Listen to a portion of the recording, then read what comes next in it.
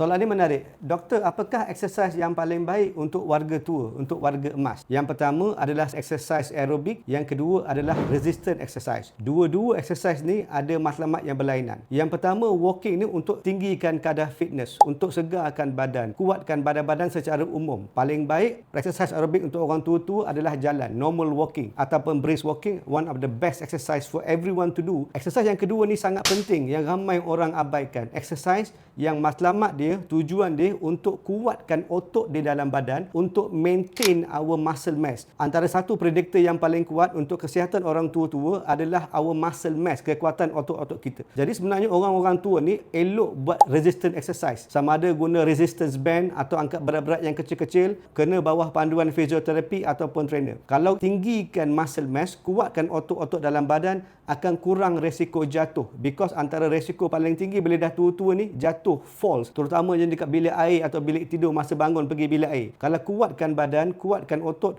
akan kurang resiko jatuh dan kurang resiko dapat penyakit-penyakit kronik yang dapat masa kita meningkat umur.